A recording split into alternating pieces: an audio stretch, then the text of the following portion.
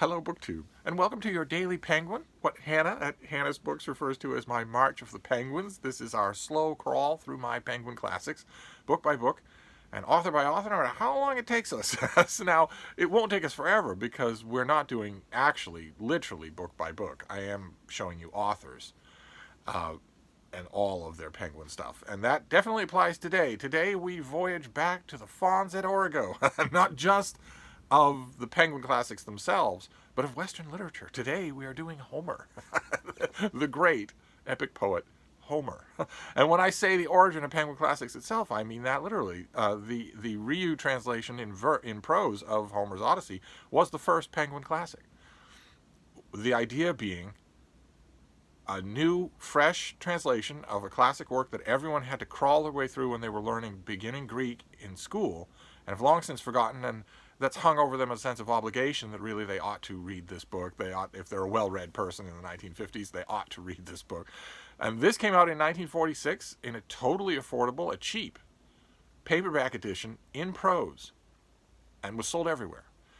And I think it caught everyone by surprise how well it did. Everyone, suddenly it seemed that the barriers to reading classical literature were not what had previously been thought, which was discrimination and a large amount of education, that instead the barriers might just have been price and availability, same as they're the barriers to anything. It's the only reason why not everybody had a cell phone at first, the only reason why not everybody had a laptop computer at first. It's price and availability. That is, of course, the barrier to anything. And suddenly, Homer's Odyssey sold by the bushel. It was palatable to students, it was palatable to commuters, harried business people, it was palatable at the time, back in 1946, to housewives. Anyone could read it because Rieu decided to skip trying that agonizing procedure that we have seen already so many times on this Daily Penguin March for the Penguins, which is trying to capture verse in other verse. Because when you do that, when you try to do that, Homer wrote in dactylic hexameter. That is, as you can tell from the vast difference in the gobbledygook names, that is a huge universe away from iambic pentameter, the natural rhythm of English. And it's a huge universe away from all the rhythms in between as well, as we've seen with some 14ers and other abominations. There's no way to do it without it sounding awkward, or without you doing what translators in their introductions and their translators' prefaces are constantly apologizing for, which is, I selected a poetic rhythm that I thought would suit the author. It's not his poetic rhythm. But in order to kowtow to that poetic rhythm that I have selected, I must now do violence to the original. When you write in prose, at least theoretically, you can dispense with 99% of that problem. All you have to do then is make yourself aware of all of the particulars and the stress that the original author, in this case Homer, did in any passage, and reproduce those particulars and that stress in your prose. You can take as long as you want to do it. No one's counting lines. If you're not doing a verse by verse, verse to verse translation, then no classical pedants are counting lines or wondering about your own metrics. And whether that was the rationale behind the gamble or not, it worked. So this came out in 1946, and then Penguin came out with the Rieu Iliad, also in prose, in 1950. And a line was launched. And I have maintained for quite some time that the snobbery with which, of course, these things were met immediately with snobbery from not only trained classicists, but from snobby readers who are going to act like trained classicists anyway. They did in 1946. They still do. It was met immediately with disdain. There's whenever a newfangled approach to Homer comes out, translating Homer into English prose was not new. But this was so popular that it demanded notice. And whenever that happens, you get a reaction, much like the reaction that was given to Alexander Pope when he translated Homer into rhyming couplets, which he loved and wrote better than anybody in the English language. One famously condescending parent well-wisher said, "Well, it's very nice, Mr. Pope, but you mustn't call it Homer." And that this generated the same kind of response among purists and snobs. But I have often maintained that it doesn't deserve that. Rieu was a trained classicist. He knew exactly what he was doing. He knew the enormity that he was perpetrating by rendering by a trained classicist turning on his own kind and rendering Homer into English prose. But there's an amazing amount of consistent rhythm woven throughout these prose editions. They are not a bad starting place.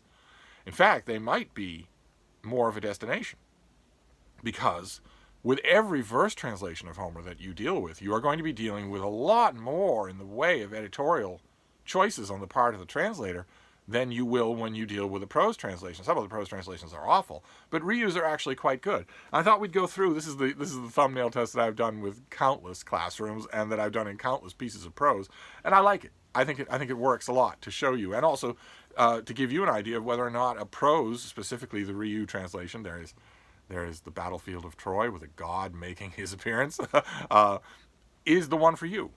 So we're going to read the famous invocation to the muse at the beginning of the Iliad, where the poet invokes the muse to allow him to tell the story of the murderous rage of Achilles.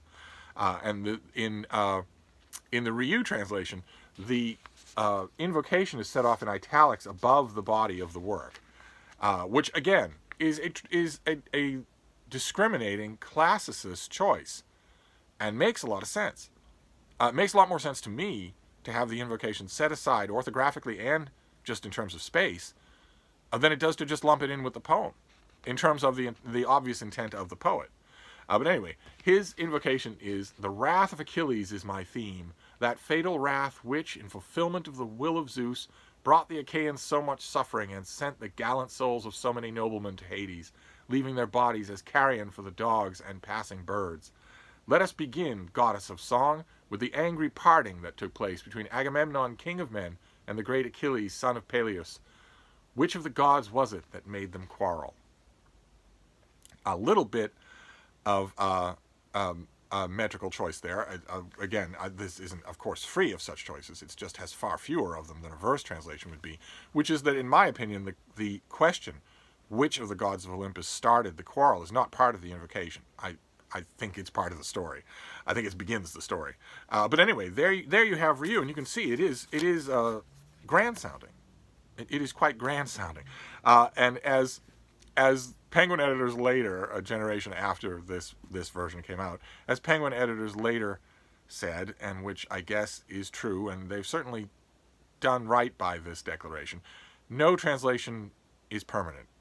Translation trends and fads and insights shift with time.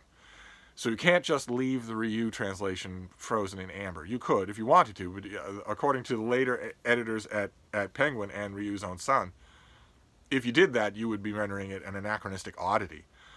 And they didn't want that. So, as is the Penguin Classic way, they updated the Rieu translation. In much the way that I mentioned yesterday, they've probably updated the Aubrey de Selincourt translation of Livy, The War with Hannibal.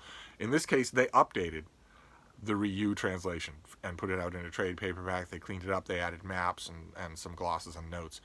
And at first glance, you might think that's all that would need to be done. But it turns out they did more than that. I want to show you. I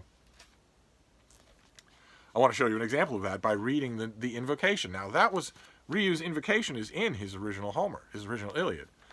This is how it was changed for this revised edition.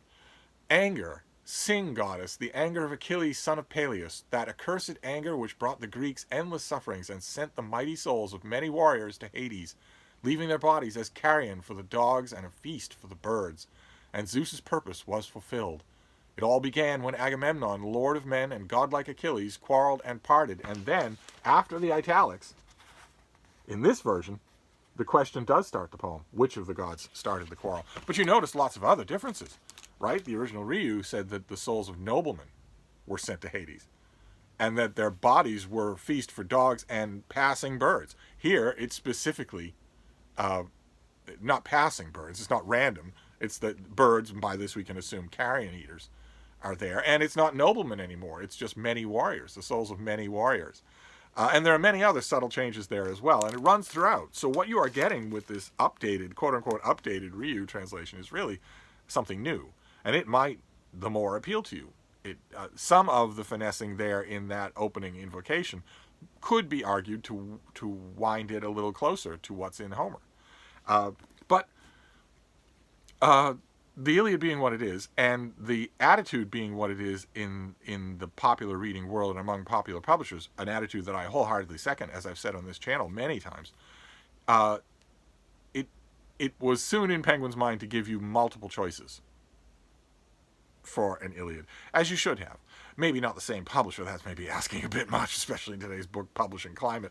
But for you, the reader, you should never take anyone's word on, oh, this is the best translation. Trust me, if you haven't already got that impression, even from March of the Penguins, much less from the rest of my channel, trust me, anyone who says that is offering you an unabashed opinion according to pure idiosyncratic tastes. That's all. The violence that has to be done to any original in order to get it translated is such that what you should do, your ideal approach to finding out which of these translations works best for you, is to spend time with a lot of them and pick the one you like the best. Once you've got the work under your belt, once you've picked a translator whose company you want to keep for 15,000 lines of verse, once you've found a translator whose company you want to keep that long, then you'll get through the work, and then it will be yours. And once that's true, then you're perfectly free to go back and try other translations. But for your first duty when you're encountering these things and feeling maybe a little intimidated or new to them should be find somebody whose company you want to keep, a translator whose company you want to keep. And thanks to a probably institutional tacit acknowledgement of that on the part of Penguin Classics, you have many Penguin Classics to choose from. And the next Penguin Classic Iliad isn't even called that. This is Robert Graves's Gravesification of the Iliad. This is the anger of Achilles. And Penguin, I'm very happy they decided to come out with a Penguin Classic of this, acknowledging that translations can also be classics on their own, for their own merits, regardless of their critical or rhetorical echoing of the original. This is an interesting thing on its own, and maybe they had access to it in a way that I'm only assuming Penguin Classics, these black-spined American-produced Penguin Classics, don't have access to I, Claudius and Claudius the God, or surely they would be Penguin Classics by now. But this is Robert Graves. Robert Graves, some of you will know his book, The Greek Myths, one of the most insane works in English that anyone has ever written who wasn't themselves insane. And you might, if you know that book, or if you're familiar with Robert Graves, you might know that once he gets an idea in his head about what is true about some sort of Greek myth, he sticks to it.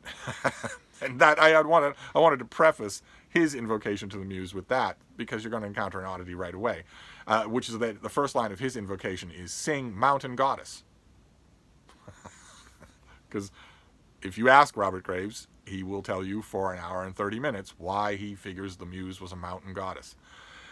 Sing, mountain goddess, sing through me that anger which most ruinously inflamed Achilles, Peleus' son, and which, before the tale was done, had gutted hell with champions bold, stern spirits by the thousandfold, ravens and dogs their corpses ate. For thus did Zeus, who watched their fate, see his resolve first taken when proud Agamemnon, king of men, an insult on Achilles cast, achieve accomplishment at last.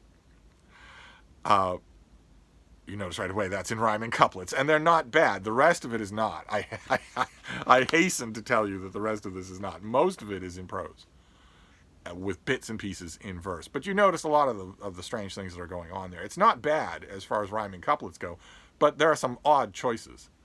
We're back, for instance, to champions being sent to the underworld by their thousands instead of just ordinary soldiers. A mark of distinction. You see that now. We've seen that now in 2 out of 3. So you, as a monoglot reader of English, might be wondering, okay, well, what does Homer say? Does Homer actually say that the people who went to the underworld because of the anger of Achilles were distinguished in some way, noblemen or champions, or is he just talking about rank and file hoplites? But you also notice a bit of a rhetorical inversion there that is, unfortunately for an English reader, fairly accurate to some of the things that Homer does. But it doesn't work for an English reader at all. We get that part, for thus did Zeus, comma, who watched their fate, see his resolve, comma, first taken when proud Agamemnon, king of men, an insult on Achilles cast, achieve accomplishment At last, it's the resolve that's achieving accomplishment, but it's 4 lines after.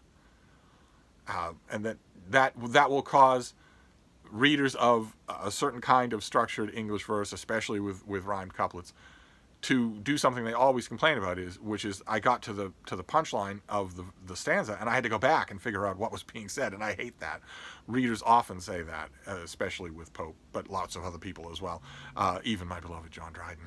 So this is an extremely individualistic, extremely idiosyncratic take on Homer, but it is available as a Penguin if you want to try it. I would never argue that this be your first one. I would never do that, because Graves isn't expecting that this will be your first Iliad at all. But once you've got a translation under your belt, even if it's this one, then, you know, this will do you no harm.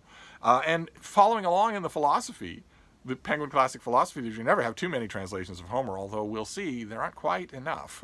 There aren't quite enough translations of Homer. They did, once upon a time, I don't think they print this anymore, but they did an Iliad by the exact person that we're talking about. This is their great big, unedited, unabridged Iliad of Homer by Alexander Pope, who did the whole thing and did it magnificently. God, I love the Pope Iliad. Absolutely love it. Of course, I want to read you the invocation to the Muse here, and we'll see what we see about it. Achilles' wrath to Greece, the direful spring of woes unnumbered, heavenly goddess sing. That wrath which hurled to Pluto's gloomy reign the souls of mighty chiefs untimely slain, whose limbs unburied on the naked shore devouring dogs and hungry vultures tore. Since great Achilles and Atreides strove, since such was the sovereign doom and such the will of Jove. And then he breaks to another paragraph, another stanza, and goes on, declare, O Muse, in what ill-fated hour sprung the fierce strife, from what offended power. But you see, he specifically says vultures, for instance, for no passing birds and no plain birds and no birds of prey, just vultures. And he mentions champions, right? He mentions the souls of mighty chiefs untimely slain. So we now have a number of different people all claiming there was a distinction, describing the dead souls as distinguished in some way, either heroes or champions or chieftains or noblemen. And you'll also notice there's a variation in all of these because of that bit. Let's go back to it in Pope. Such was the sovereign doom, and such the will of Jove. The will of Jupiter, Zeus's will, comes up in this invocation. And you'll notice there have been variations. One of them said the will of Jove was working towards its end. We'll see. Others say that it was accomplished. Others say that it has yet to be accomplished. So, again, you as a monoglot English reader will look at these variations, and those will be the kinds of questions that you will ask. Well, I wonder what's really going on here. I wonder what... It's sort of a process of triangulation. And unfortunately, if you don't have the original language, whatever the original language is, you're going to have to do that. Especially if you're intensely curious to know what is actually in the original. You're going to have to do that kind of triangulation. And I don't mean it to sound as a chore, because it can be a lot of fun. I love it. Even in translations where I don't know the original, in fact, maybe more so there, I love the practice of analyzing in great detail what is and what is not present, and lining up the different translations to see how they all do. And as I've mentioned on these videos before, Penguin briefly did a series of Penguin Classics, Black Spine Penguin Classics here in America, that specifically addressed that quest for variation and originals by taking classical authors and showing you all the variations, many, many, many bits and pieces. Instead of one translation of one whole work, they give you these volumes gave you bits and pieces of all kinds of different people's translations over centuries. It was the in English line, and this is the Homer in English, which they did. And I wish they still did it. I hope they still do. I've never seen these in bookstores, not in the last 15 or 20 years. But this is an excellent way to do what I'm describing. I mean, lacking this, the way that you would have to do is go to the best library you have near you, go find the classics section of the shelves of the stacks. It'll be fun on its own. I wish I could do it with each one of you. Just take you there, go to the nearest table, and just talk about all these things. What you'd have to do is go to the classics section, find their collection of Homer, and pull down every English language Iliad take them to a table and just pore over them all, read through them all, maybe even take notes so that you remember which one you like better than the others. But this saves you the trouble.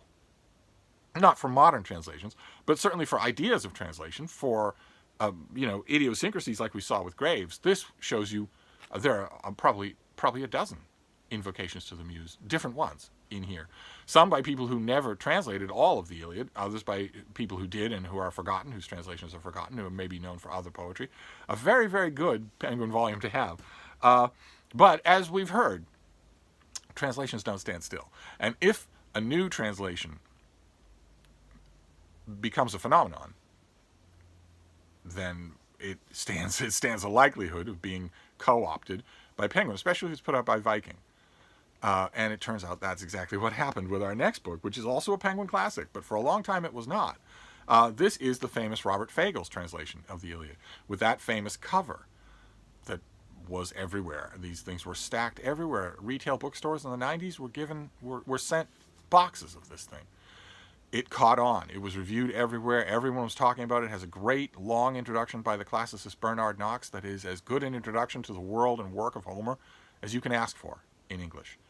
It's even, Barnes & Noble was so behind these things that they even made a silkscreen wall hanging out of it back when, a million years ago, when Barnes & Noble bookstores had silkscreen book covers as wall hangings in their stores.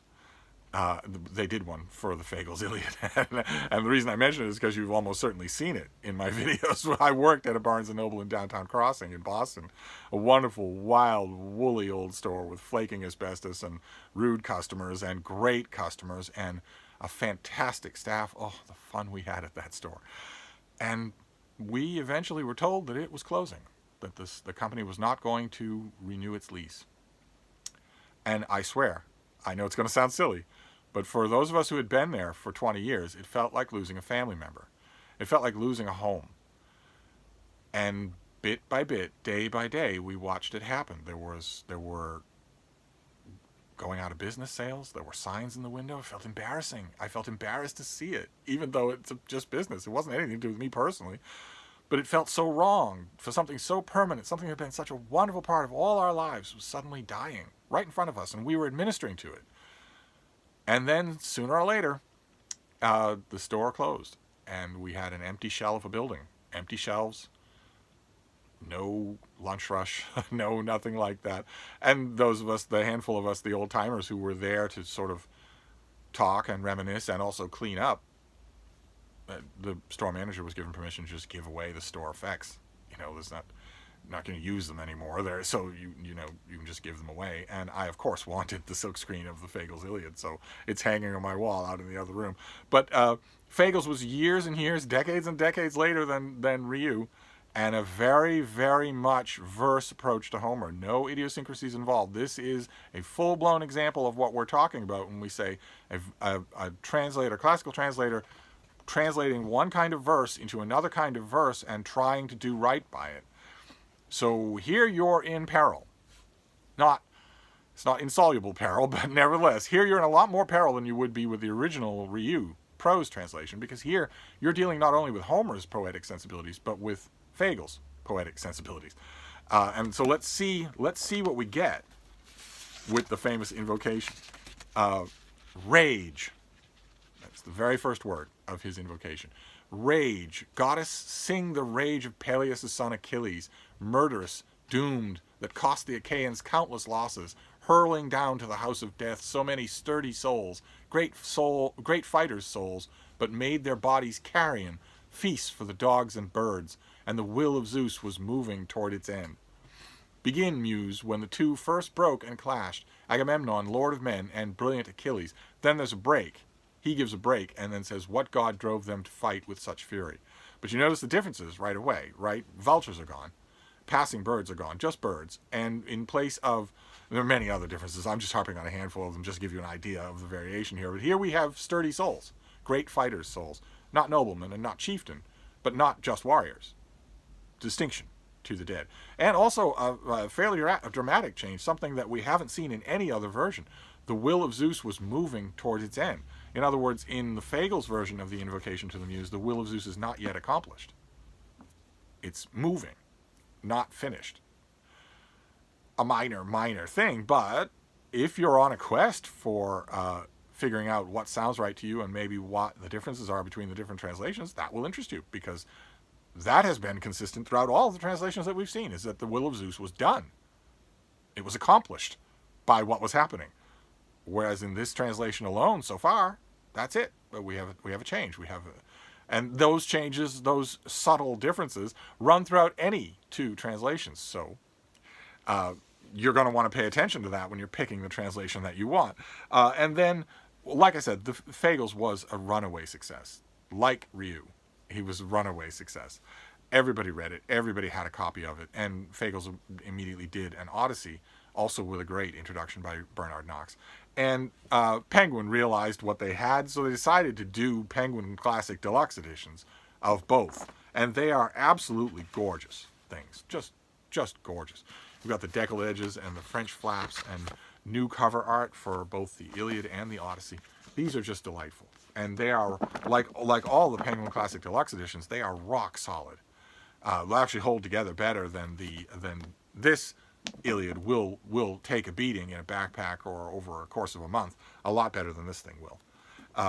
So Penguin reissued those in an endless parade of Penguin Classic editions of the Iliad, and just recently they did another one.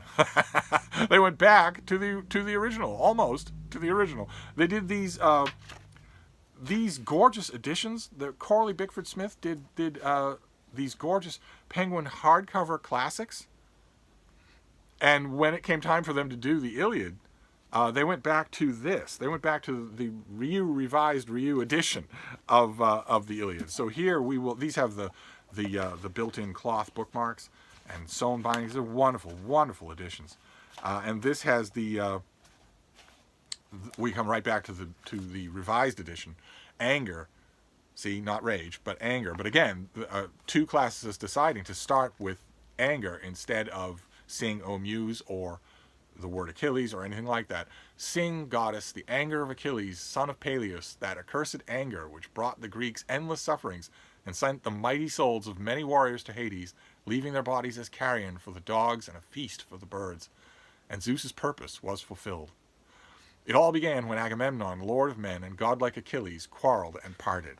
So that, if you're interested in a hardcover Penguin Classic of the Iliad, of Homer, there you go. They've got you covered in these beautiful hardcover editions. I have quite a few of them. I don't have them all, but I was very happy to get the Iliad, especially since I'm perfectly okay with the revised edition of the Rieu most of the time. But there you go. I know that's a long video, but there's a lot of Homer to go through. I have a whole shelf of Penguin Classic Homer, of one kind or another, and I'm sure this isn't all of it. But I'm going to wrap this up for now. Today's Daily Penguin was Homer. And they have done right by him, I think you'd have to admit. The only quibble that I have with this comes up in connection with the Pope translation of the Iliad, which is that, as we've mentioned, translations themselves can become classic. And Chapman's Iliad, his Elizabethan Iliad, even though it's in 14ers, is still undeniably a classic translation of the Iliad. It would be great if Penguin would reprint it, if Penguin would come out with a Penguin Classic. They did one for Robert Graves, his edition, his version of the Iliad, and they did one for Alexander Pope. I would like to think they could do one for Chapman, but that might be asking too much. I don't know who the audience would be aside from me. But anyway, I'm going to wrap that up. That's Homer, and I will be back because I've heard in great detail from a number of you. I floated the idea just briefly, just lightly, that maybe Daily Penguins would take a break for the weekends. And have I heard otherwise? You would rather that not happen, so I guess it won't. So I'll wrap this up, but we'll be back. Thank you, BookTube.